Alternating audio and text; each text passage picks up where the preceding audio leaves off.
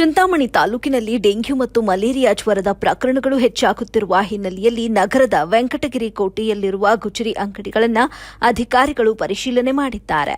ಈ ಸಂದರ್ಭ ವಾಹನಗಳ ಟೈರ್ಗಳು ಮತ್ತು ಮಳೆ ನೀರು ನಿಂತಿದ್ದ ಪಾತ್ರೆಗಳನ್ನು ತಪಾಸಣೆ ಮಾಡಿ ಅವುಗಳನ್ನು ತೆರವುಗೊಳಿಸಲಾಯಿತು. ಈ ಪರಿಶೀಲನಾ ಕಾರ್ಯದಲ್ಲಿ ಜಿಲ್ಲೆಯ ಮಲೇರಿಯಾ ಅಧಿಕಾರಿ ಪ್ರಕಾಶ್, ನಗರ ಆರೋಗ್ಯ ಅಧಿಕಾರಿ ಡಾ ಬಸವ ಮಂಚೇಶ್ ಹಾಗೂ ನಗರ ಆರೋಗ್ಯ ಕೇಂದ್ರ ಪ್ರಾಥಮಿಕ ಸುರಕ್ಷತಾ ಅಧಿಕಾರಿಗಳು ಭಾಗವಹಿಸಿದ್ರು. ಜತೆಗೆ ಆಶಾ ಕಾರ್ಯಕರ್ತೆಯರು, ಆರೋಗ್ಯ ನಿರೀಕ್ಷಾ ಅಧಿಕಾರಿ ಸತೀಶ್, ತಾಲೂಕು ವೈದ್ಯಾಧಿಕಾರಿ ರಾಮಚಂದ್ರ ರೆಡ್ಡಿ, ಶ್ರೀನಿವಾಸ ರೆಡ್ಡಿ ಮತ್ತು ನಗರಸಭೆ ಸದಸ್ಯರಾದ ಸಿಕೆ ಶಬ್ಬೀರ್ ಕೂಡ ಈ ಕಾರ್ಯಕ್ರಮದಲ್ಲಿ ಸಕ್ರಿಯರಾಗಿ ಪಾಲ್ಗೊಂಡಿದ್ದರು. ನೀರು ನಿಂತಿರುವ ಸ್ಥಳಗಳು ಮತ್ತು ಅಪಾಯಕಾರಿಯಾದ ಪ್ರದೇಶಗಳಲ್ಲಿ ಡೆಂಗ್ಯೂ ಮತ್ತು ಮಲೇರಿಯಾ ಸೋಂಕು ಹರಡದಂತೆ ತಡೆಯಲು ಶ್ರಮವಹಿಸಲಾಯಿತು. ಮಳೆ ನೀರು ನಿಲ್ಲುವುದನ್ನು ತಪ್ಪಿಸಲು ಹಾಗೂ ಹಾವು ಹುಳುಗಳ ತಾಣವನ್ನು ನಾಶ ಮಾಡಲು ವಿವಿಧ ಕ್ರಮಗಳನ್ನು ಕೈಗೊಳ್ಳಲಾಗಿದೆ. ಅಧಿಕಾರಿಗಳು ಜನತೆಗೆ ಜಾಗೃತಿ ಮೂಡಿಸುವ ಕಾರ್ಯಕ್ಕೂ ಮುನ್ನುಡಿಯಾಗಿದೆ. ಜ್ವರದ ಲಕ್ಷಣಗಳಾಗುವ ಸಾಧ್ಯತೆ ಇರುವವರೆಲ್ಲರೂ ತಕ್ಷಣವೇ ವೈದ್ಯಕೀಯ ಸಲಹೆ ಪಡೆಯಬೇಕು ಎಂಬ ಸೂಚನೆ ಕೂಡ ನೀಡಲಾಗಿದೆ.